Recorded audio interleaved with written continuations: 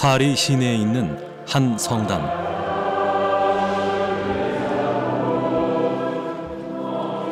해외로 선교 봉사를 나가는 청년들을 위한 미사가 열리고 있다.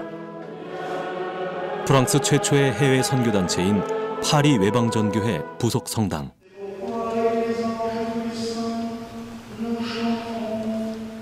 (1658년에) 창설돼 주로 아시아에서 포교 활동을 해온 파리 외방전교회는 그동안 수많은 순교 성인들을 배출해 순교 전문대학이라 불리는 곳이다.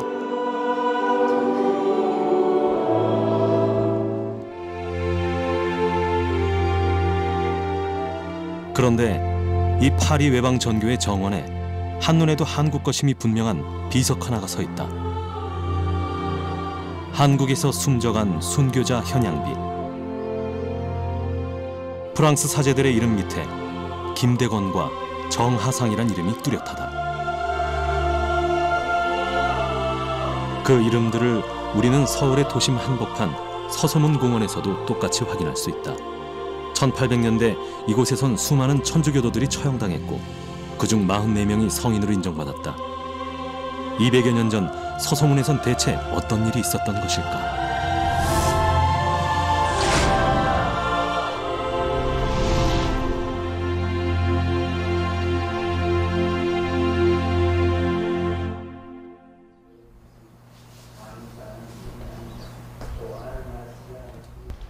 파주에 있는 한 요양원. 올해로 35년째 이곳을 찾는 임경명 신부가 미사 준비를 한다.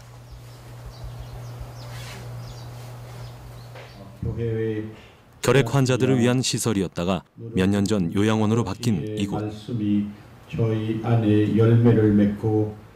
1974년 파리 외방전교회에서 선교사로 파견된 임 신부는 자신의 교구가 아님에도 불구하고 매주 이곳을 찾는다.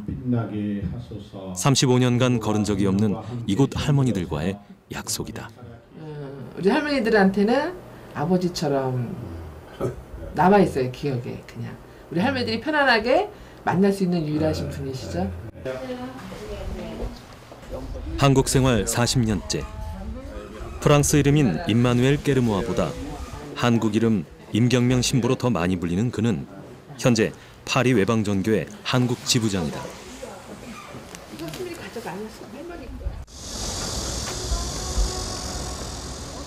파주에서 돌아온 임 신부가 또 한 명의 사제와 길을 걷는다. 한국에서 파견된 지 얼마 안 된 파리 외방전교회 소속 신부와 서울 도심 탐방에 나선 길이다. 베트남 출신의 유덕신 신부는 사제 서풍을 받고 한국에 온 지 이제 5달 된 젊은 신부다. 명동 성당. 대성당. 임 신부는 오늘 한국의 천주교 유적지들을 유 신부에게 안내해 줄 참이다. 여기 시청인가 봐.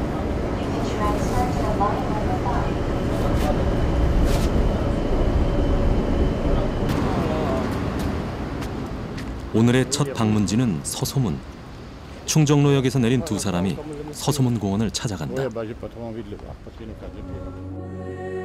중앙일보사 아래 한국경제신문사 건너편에 있는 서소문 공원. 도착한 두 신부는 커다란 조형물 앞에서 먼저 묵념을 한다. 이것은 서소문에서 숨져간 순교자들을 기리는 현양탑이다. 부조로 새겨진 인물들이 이곳에서 숨져간 사람들의 최후를 생생하게 증언하고 있다. 200여 년 전, 셀 수 없이 많은 천주교도가 이곳에서 순교를 했고 그중 44명이 성인으로 27명이 교황청에 의해 하느님의 종으로 인정을 받았다. 서소문, la petite porte. So c'est l'ouest, so c'est petit, moon c'est le caractère chinois ça. D'accord. 서소문 ça veut dire la petite porte de l'ouest. D'accord. 서소문은 한국 최대의 순교 성지다. 그들은 정말 끝까지 그 예수님을 믿었고 끝까지 목숨을 바쳤습니다. 그래서 우리 신자들에게 아주 여기 중요한 것입니다. 이곳에서 죽어간 수많은 천주교 신자들. 그들은 대체 어떤 이유로 어떻게 목숨을 잃었던 것일까? 서소문 공원 근처에 있는 약현 성당. 서소문 순교자들의 뜻을 기리기 위해 세워진 곳이다. 파리 외방선교회 임에마누엘 신부입니다. 안녕하세요. 여기 주임 신부 이준성 요셉입니다. 요시모님. 이곳에는 서소문 순교성지 전시관이 있다. 약현 성당이 세워진 건 1892년. 지금 이 방향은 명동성당 방향이고요. 그리고 서소문 성지는 이제 요쯤에 있는. 약현 성당은 명동 성당보다 6년이나 앞서 서소문이 내려다 보이는 언덕 위에 세워졌다. 전시관에는 서소문 순교와 관련된 자료들이 모아져 있다. 천주교가 전래된 과정을 비롯해 1800년경부터 60여 년간이나 이어졌던 박해의 기록들이다. 기해일기는 순교와 관련해 가장 중요한 자료 중에 하나다. 1839년 기해박해를 전후해서 목격자들의 증언에 기초해서 순교의 과정이 기록돼 있다.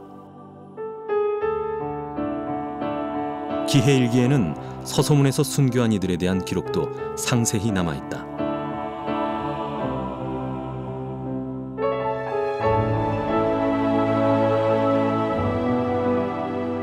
그 중에는 선교사를 영입하기 위해 8차례나 북경을 오갔던 유진길과 같은 역관도 있고,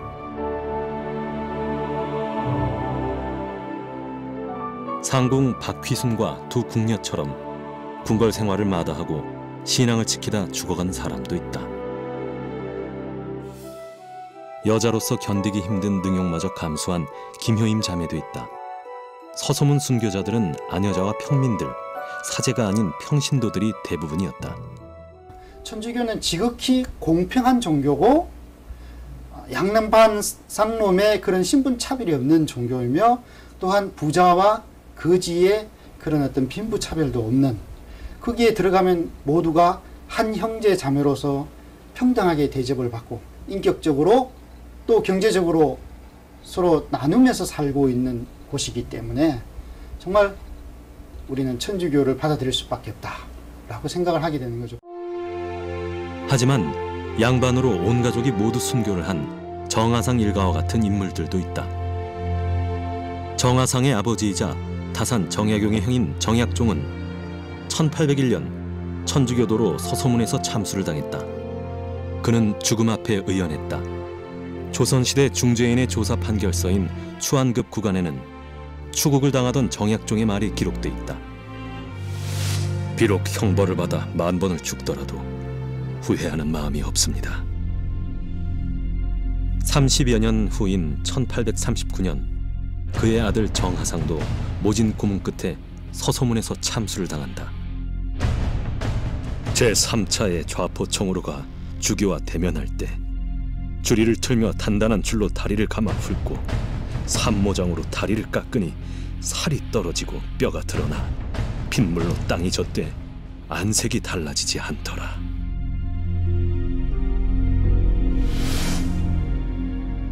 천주교도라는 이유로 정약용과 정약전은 유배를 떠났고, 정약종과 그의 부인 그리고 아들인 정하상을 비롯해 3자녀는 모두 순교를 했다.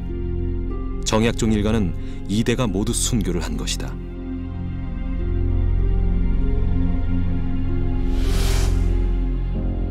또 정약종의 자형이자 우리나라 최초의 영세자였던 이승훈도 서소문에서 순교를 했으며, 그의 아들과 손자, 증손, 고손까지 5대에 걸쳐 모두 8명이 처형을 당했다. 서소문은 그야말로 조선 천주교 순교의 성지였던 것이다. 천주교 역사에서 그 서소문 성지의 의미라고 한다면 무엇보다도 신앙을 목숨보다 더 아낀, 어떻게 보면 그 죽음을 뛰어넘는 희망을 보여준 곳이라는 면에서 신앙의 가장 본질을 보여준 곳이라는 면에서 의미가 있고요. 초기에 공부했던 분들이 그 공부로 끝나지 않고 삶으로 연결이 돼서 신앙으로 연결이 되고 그것을 목숨을 바쳐서 지켰던 곳. 그래서 목숨을 내놓았던 곳이 서소문 성지예요. 그런 면에서 아주 전 세계에서도 한국에서도 특별한 곳이죠. 약현 성당이 세워진 언덕의 비탈에는 조용한 숲길이 있다.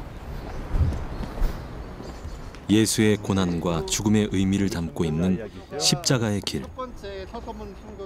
그 길을 따라가면 기도 동산이 나온다. 이곳에는 서소문 순교 성지에서 옮겨온 옛 현양탑이 있다.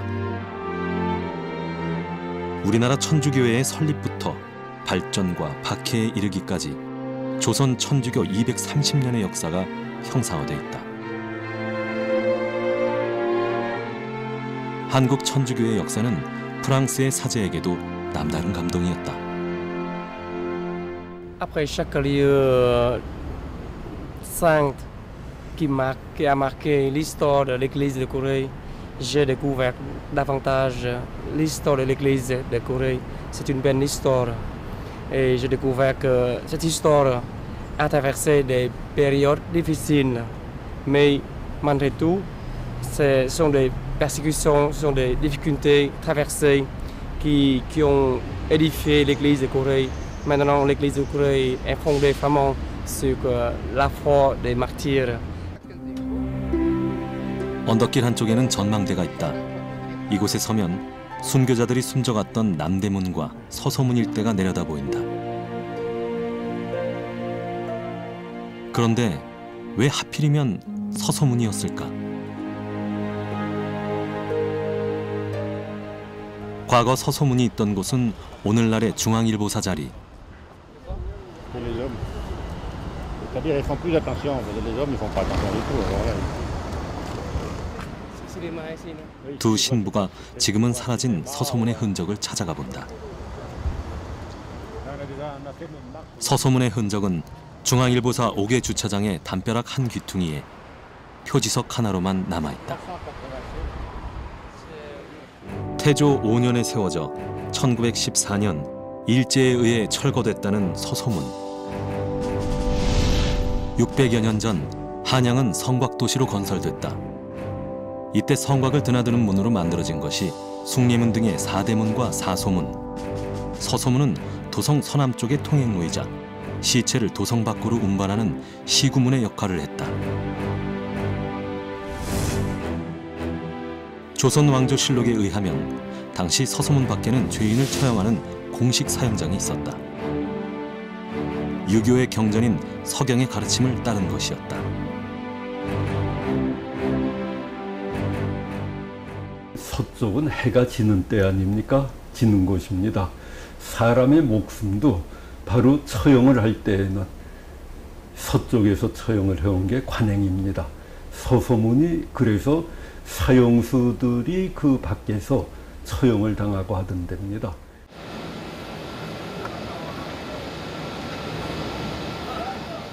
서소문 밖에 형장을 둔 데에는 또 다른 이유가 있었다. 지금도 매일 아침 시장이 열리는 이곳 서소문 중림시장은 조선시대 장터인 칠패시장이 있었던 자리다.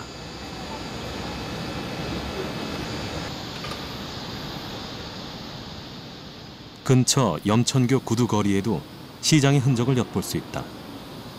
조선 후기 도성 밖에서 가장 큰 시장이었던 칠패시장은 서민층의 밀집지이자 사람들의 왕래가 잦은 번화한 곳이었다. 서소문 밖은 조선시대 형장으로 적격이었던 것이다. 조선시대 때 이 사형이라고 하는 형벌은 이 죄를 범한 당사자뿐만 아니라 그 사형을 지켜보는 일반 시민들에게도 많은 경각심을 일깨우는 것이기 때문에 이 사형의 집행 장소로 가장 적합한 곳이 이 서소문 밖, 교통이 요지면서 상업 중심지로 정해진 것이죠. 처형장인 서소문 근처 광화문은 조선시대의 형조와 의금부, 포도청 그리고 전옥서와 같은 기관이 몰려있던 곳. 60여 년에 걸친 박해 동안 수많은 천주교 신자들은 광화문 일대 포도청이나 의금부 등에 투옥됐다가 혹독한 문쪽 끝에 옥살을 하기도 했고 살아남은 사람들은 서소문에서 참수를 당했다. 광화문에서 서소문 밖 형장에 이르는 길은 순교의 길이었던 것이다. 발레 신부의 한국 천주교 회사에서는 그 처형의 장면이 생생하게 기록돼 있다. 수레가 광화문통 옆으로 지나 서소문에 이르면 사령들은 발판을 빼내고 소를 채찍질하여 울퉁불퉁한 자갈길을 달리게 했다.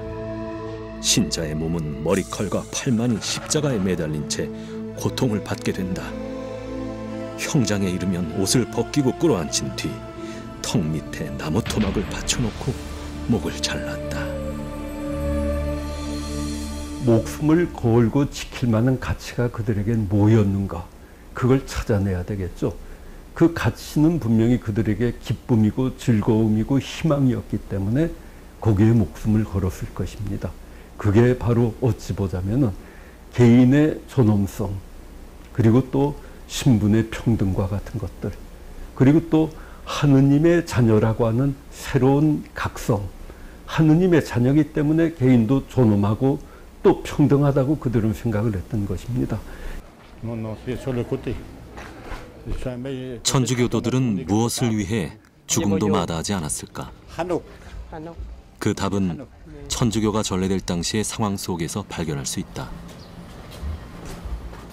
북촌 마을 고갯길을 걷다 보면 작은 우물터를 하나 만나게 된다. 이른바 석정보름 우물터. 한국 천주교의 발생과 관련된 중요한 유적이다.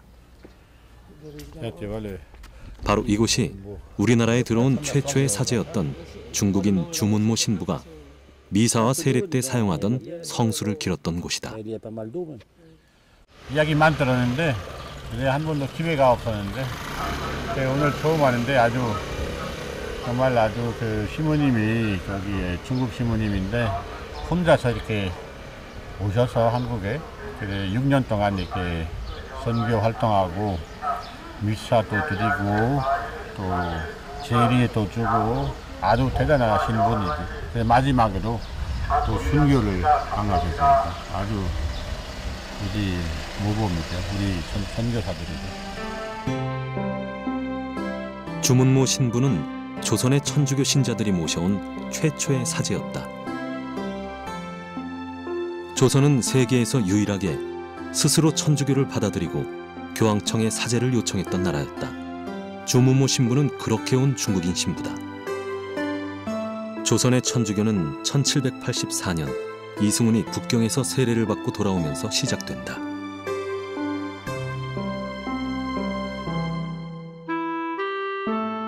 이승훈은 지금의 명동성당 자리인 명리방에 신앙 공동체를 만들고 천주학을 공부했다.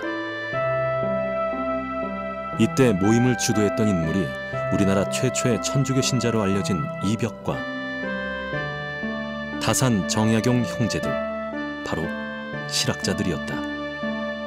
당시에 이제 우리나라에 실학이라는 것이 발전하지 않습니까? 이 실사구시의 학문이라는 것이 조선 사회에서 백성들을 좀 더 배불리 먹여 살리고 도탄에 빠진 사람들을 구해내자라는 그런 학문이었죠. 쉽게 말한다면은. 근데 그런 학문을 하는 사람들에게 천주교는 상당히 매력적이었다는 것이죠. 이 천주교회의 교리나 가르침을 보면 이 사람들을 좀 더 인간답게 대접하고 이 사람들을 사회 경제적으로 좀 더 이렇게 윤택하게 혜택을 줄 수 있는 그런 활용의 가치가 있겠다라고 생각을 했던 것이죠. 실학자들은 조선 사회의 변화를 꿈꾸며 천주교를 전파했다. 정약용의 형인 정약종은 직접 주교요지라는 한글 교리서를 써서 평민들에게 천주교의 뜻을 알렸다. 조선 후기, 천주교는 개혁적 학자와 고통받는 서민들의 종교로 출발했던 것이다. 당시의 한글은 지식층이 아니라 일반 민중들, 아녀자들의 지적인 무기였습니다. 아녀자들이 한글을 통해서 지식을 깨닫고 지식을 축적을 할 수 있는 것이었는데 바로 주교요지를 한글로 적었다고 하는 것은 그러한 일반 민중들을 지향하면서 그들을 위한 책으로서 교리를 풀어냈다는 얘기가 될 것입니다. 천주교는 가난하고 못 배운 백성들에게 급속도로 퍼져나갔다. 조선 후기, 급격한 사회 변동 앞에 구조적 모순이 폭발하던 조선 사회에서 천주교는 변화를 위한 대안이었다. 하지만 먹고 살기 위해 스스로를 노비로 팔아야 했던 사람들에게 희망이었던 천주교는 위정자들에겐 위협이었다. 천주교는 이제 위정자들이 볼 때 상당히 위험한 집단이다. 자기들끼리 단순하게 종교만 믿는 게 아니라 사회 질서를 바꾸게 되고 이 양반 중심의 이 신분 사회를 무너뜨릴 수 있다. 이렇게는 어떤 위기의식을 가졌거든요. 그래서 처음부터 천주교 신자들은 국사범 취급을 했어요. 1801년 천주교에 대한 박해는 본격화된다. 날로 확장되는 천주교의 교세에 위기의식을 느낀 집권층의 대응이었다. 천주교는 반왕조적 종교로 신자들은 매국노의 폐륜을 저지른 이들로 매도돼 대대적인 탄압이 시작됐다. 박해는 집요했고 처형은 잔인했다. 1801년의 신유박해에서부터 1839년의 기해박해, 1846년의 병호박해, 그리고 1866년의 병인박해에 이르기까지 60여 년에 걸친 박해를 통해 수많은 순교자가 탄생했다. 김대건 신부는 당시의 처형 장면을 상세히 묘사해 파리 외방전교회에 보고했다.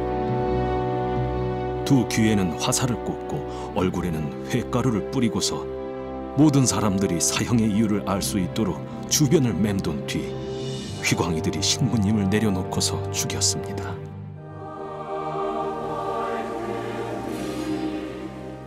순교자들은 남녀노소를 불문했고 양반에서 천민에 이르기까지 다양했다.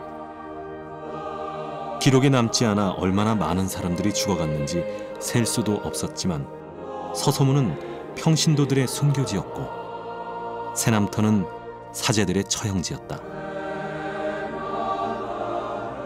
이곳에선 중국인 주문모 신부와 프랑스 사제들을 비롯한 외국인 사제들, 그리고 한국인 최초의 신부인 김대건 신부 등이 목숨을 잃었다.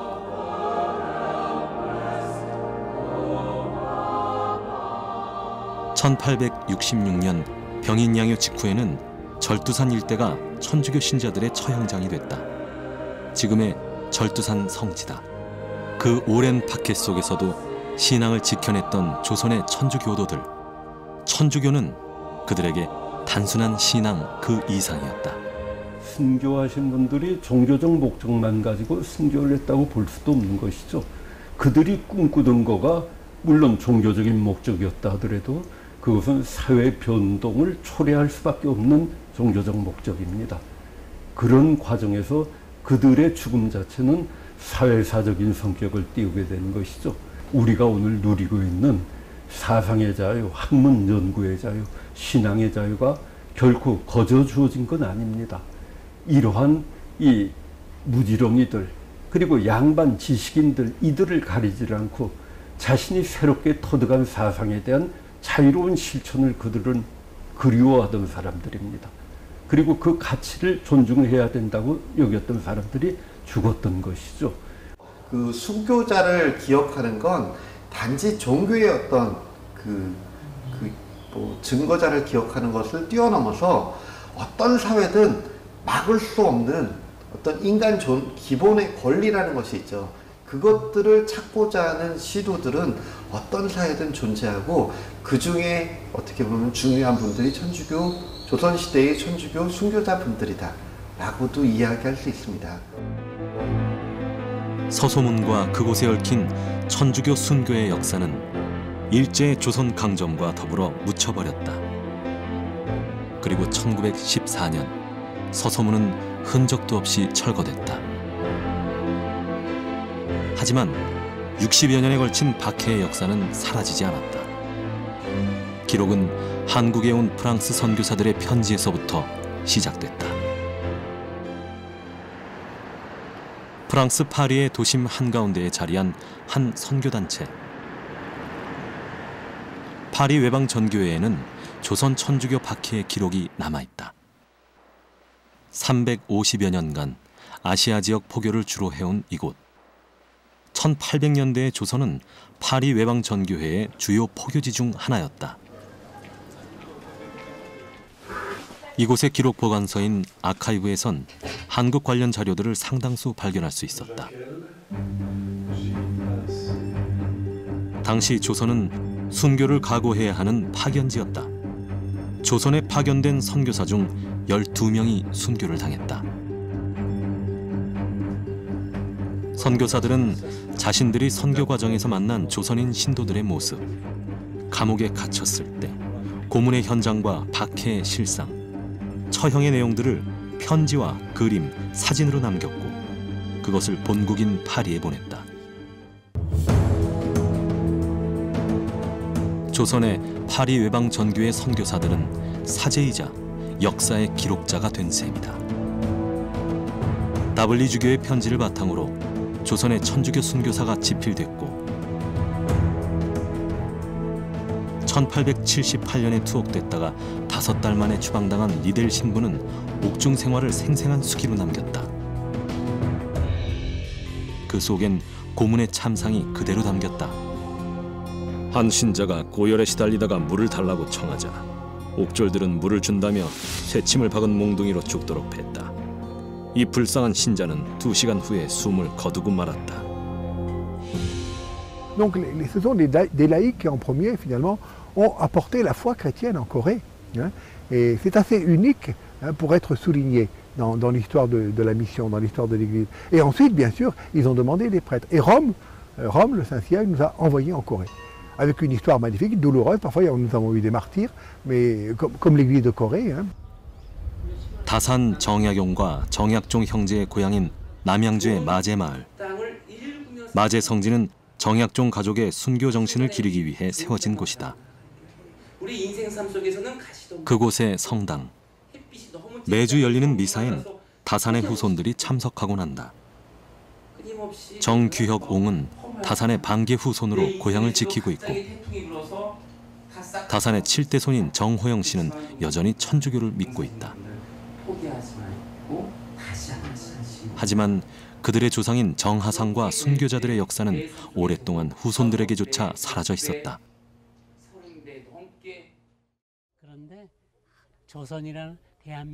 순교자의 후손이란 이유로 나주정씨 후손들의 삶은 힘겨웠다. 덕분에 정규여공은 환갑이 넘어서야 세례를 받았다. 마대정씨는 아예 과거장에 못 갔어요. 그 전에 사족이 벗어나는 먹고 살 수가 없어요. 사족은 농사도 못 집니다. 장사도 못 짓고 못하고 꼭 벼슬 해야 될 텐데 아주 하직이라도 벼슬 해야지 될 텐데 이거 안 되거든. 무척 고생 많이 했어요. 저희 조상은. 정호영 씨가 꺼내드는 나주정 씨의 족보. 그 속에서 순교자 정약종의 이름은 아예 찾을 수가 없었다. 다산이 4형제인데 아버님이 제자 원자예요. 그래서 약현, 약전, 그 다음에 약종인데 약종이 없고 바로 약용, 다산으로 갑니다. 그럼 그 페이 자체가 지금 없는 거죠, 아예. 사라졌던 정약종의 이름은 1961년이 되어서야 다시 등장한다. 61년에 이때 보면은 여기에 첫째 아들 약현, 둘째 약전, 셋째 약종이 처음으로 등장을 합니다.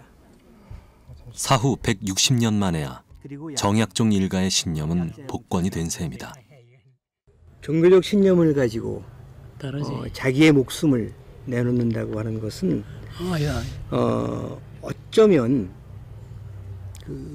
특히 개인화될 확률이 높습니다. 그건 그 사람이 그렇게 한 거고 모든 사람이 그럴 수 있겠어? 그런데 당시에 우리 사회라든가 이런 모습들을 지켜보면서 역으로 한번 반추를 해보면 그것만이 길이었다고 하는 확실한 믿음이 있었던 것이다. 그리고 그런 어떤 강렬한 메시지와 심지어는 그런 DNA가 지금까지 우리 한국 사회에 200년이 지난 지금도 영향을 미치고 있다. 기억하는 한 역사는 사라지지 않는 법. 서소문은 1984년 극적으로 세계의 주목을 받게 된다. 교황 요한 바오로 2세의 방한 당시 서소문의 순교자 44명을 포함해 한국의 순교자 103위를 성인으로 인정하는 시성식을 거행했기 때문이다. 그로부터 30년이 흐른 지금, 천주교의 발생부터 순교까지 잊혀진 100년의 역사를 부활시키려는 노력이 시작됐다. 지난 5월에 열린 서울 도보 성지 순례 행사. 신자와 사제단이 함께 참여한 이 행사는 서소문 성지에서 미사를 봉헌하는 것으로 막을 내렸다. 한국 최대의 순교 성지, 서소문의 의미를 되새기려는 뜻이다. 오는 8월 16일, 프란치스코 교황이 광화문에서 시복 미사를 집전하는 것에도 남다른 의미가 있다. 광화문이 바로 서소문에서 처형한, 인륜을 저버린, 아비도 모르고 그 임금도 모른다는 인륜을 저버린 그 죄인으로서 처형을 했는데, 그 처형의 판결이 내려졌던 곳이 광화문 앞인 거죠. 그래서 교황님께서 그 서소문에서 출발해서 그 순교자들이 걸었던 길을 거꾸로 걸어 올라가서 그 광화문에 가셔서 이분들은 인륜을 저버린 폐륜아들이 아니라 오히려 인간의 권리, 인간의 도리를 알았던 선각자입니다. 오히려 복된 분입니다. 라고 선언을 하는 거죠. 서울역사박물관은 1년 전부터 서소문과 동소문에 관한 전시를 준비해왔다. 전시의 주요한 내용은 천주교의 역사와 박해에 관한 것. 1년간 교황청과 파리 외방전교회, 독일 미투엘 수도원 등 해외 자료를 비롯해 국내외의 유물과 사료 400여 점을 모았다. 의자 안 찍어도 되고? 의자 찍어야 돼요. 의자 찍어야 돼요. 그리고 지난 8월 7일 전시회는 막을 올렸다. 각계 인사들이 참석한 성대한 개막식.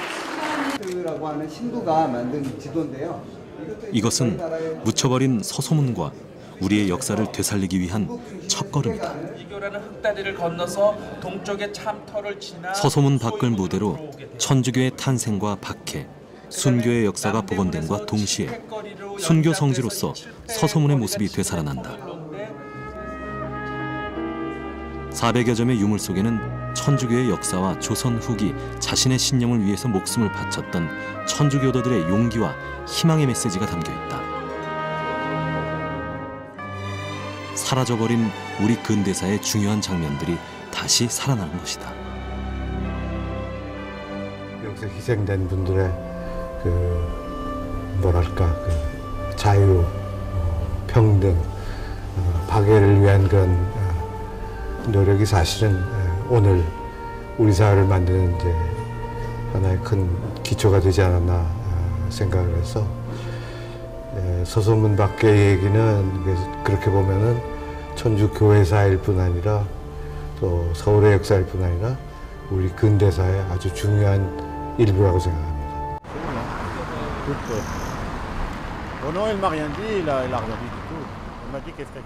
순교의 발자취를 따라온 두 신부의 서울 탐방. 그 발길이 광화문에 이른다.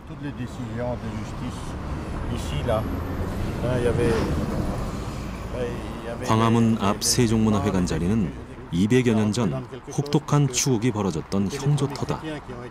지금은 길바닥에 형조터란 이름 하나로 남은 역사.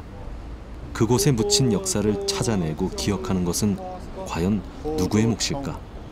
또 그 역사를 통해 우리는 무엇을 얻어야 할까? 두 신부가 마지막으로 찾은 곳은 명동성당의 지하 묘역.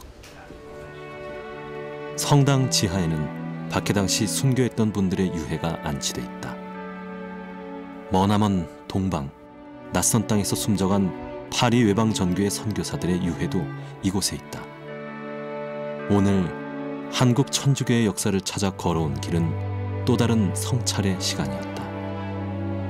Je suis toujours dans l'impression, dans l'étonnement devant la merveille de Dieu et de ce peuple coréen qui est très courageux et qui n'ont pas peur de témoigner leur foi malgré des persécutions, malgré des menaces, de mort, tout ça, mais ils ont témoigné de leur foi vaillamment en versant le sang. Et en visitant ce lieu, je suis renforcé, je me sens encouragé de continuer à suivre leur foi et à garder leur foi vivant comme œuvre. 까지 박해를 또 당하고 목숨을 바쳤습니다. 이 공동체를 위해서 그 복음을 위해서 나라를 위해서 목숨을 바쳤는데 이것은 가장 위대한 사랑이고 또 이 세상에 더 큰 사랑이 없습니다. 그들은 사랑으로 이렇게 목숨을 바치는 것입니다. 그래서 저는 여기 와서 그곳을 많이 배웠습니다.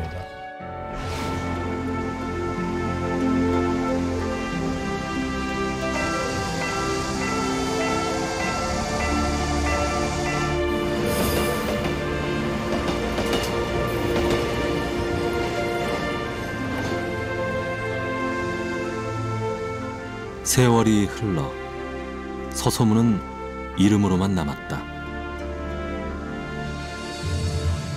사람들은 지금 이곳에서 일상을 이어가고 있을 뿐이다. 그 많은 순교자들이 목숨을 바쳐 이루려 했던 것. 그것은 오늘날 어떤 모습으로 남아있을까? 무심하게 서 있는 표지석 앞으로 지나치는 사람들에게 100년의 잃어버린 역사를 간직한 서소문이 질문을 던진다. 오늘날 우리가 누리고 있는 것들은 어떻게 가능했을까? 그리고 오늘 우리가 만든 역사는 과연 어떻게 기록될 것인가?